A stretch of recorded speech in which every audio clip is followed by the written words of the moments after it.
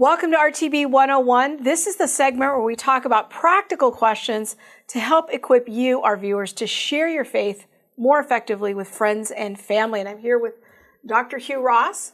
And I want to talk today about this question of how long were these days in Genesis 1? This is such an important question when we're trying to share our faith with unbelievers. And we've talked before about what is an old earth creationist, but a critical part of that is how long are these days in Genesis 1? So kind of help us think through that a little bit. Well, the biblical Hebrew language has a much tinier vocabulary size than English. So the Hebrew word yom that's translated as day has 4 distinct literal definitions. Part of the daylight hours, like from noon to 3 p.m. Okay. All of the daylight hours, a 24-hour period, or a long but finite period of time. Now, those are all literal definitions. They're all literal definitions, Okay. and 3 of them are used right there in Genesis 1. Because on creation day 1 is contrasting days and nights. That's the word yom referring to the daylight hours. Okay. On creation day 4, it's contrasting seasons, days, and years, and that's day for 24 hours. Then Genesis 2:4 uses the word day to refer to the entirety of creation history. So that's day as a long but finite period of time.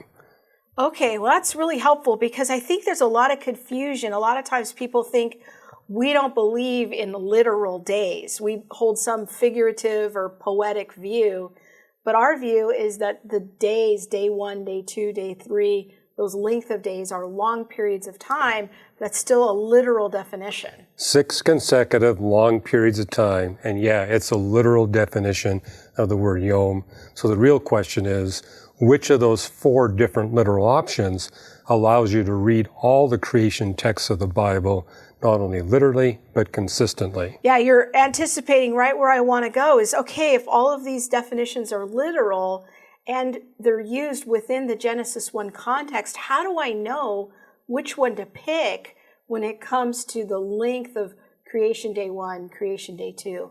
Well, the first time I picked up Genesis at age 17, I noticed right away that word must have at least 3 distinct definitions, because 3 are used there in all translations.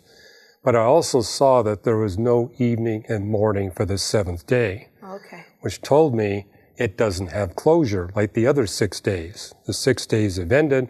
We're still in the 7th day. I read on in the Bible and found 3 texts, Psalm 95, John 5, and Hebrews 4, that either explicitly or implicitly declare that we are still in God's 7th day, the day when God does not create. And that answered for me the enigma that we see all the speciation before humanity and hardly any afterwards. For 6 days God creates, on the 7th day he stops. So kind of working backwards then, because you saw the 7th day as being a long period of time and we're still in that 7th day, Right.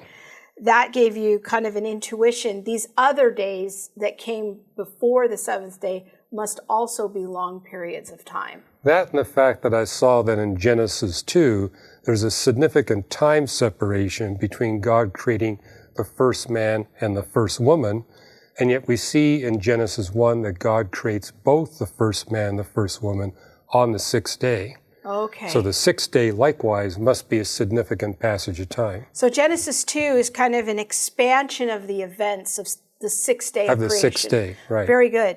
Now, many of my friends will say, well, that phrase evening and morning, that tells you it's a 24-hour day. How do you respond to that? Well, they're basically arguing that everywhere else outside of Genesis where you see evening and morning is referring to 24-hour periods. And you can actually look up all those texts. The only place in the Bible where you see evening and morning attached to the word day is right there in Genesis 1. The closest you come outside of Genesis is Psalm 51, where David says, I'll pray unto the Lord in the evening and the morning and noontime. But the word day is not there. So, but even that time period of evening to morning, that strikes me as being like maybe sundown, 6 o'clock until maybe sun up 6 in the morning. Even that's just 12 hours. Well, remember we began by saying that the Hebrew language, biblical Hebrew, has a tiny vocabulary size. The Hebrew words for evening and morning likewise have multiple literal definitions. Okay. And so they can mean the beginning and the ending of whatever period of time. And so what I notice, even before getting any understanding of the Hebrew, is that at a minimum, when it gives an evening and morning for these days, it says it has a start point and an end point. Very good. That's helpful. So a high view of Scripture and a high view of science is how we're trying to make our path in the world. Well, Dr. Hugh Ross, everyone, be sure to follow him on social media, Twitter, Facebook. People love your pictures on Facebook, Hugh, and you're always posting new discoveries on Twitter. So be sure to find him there.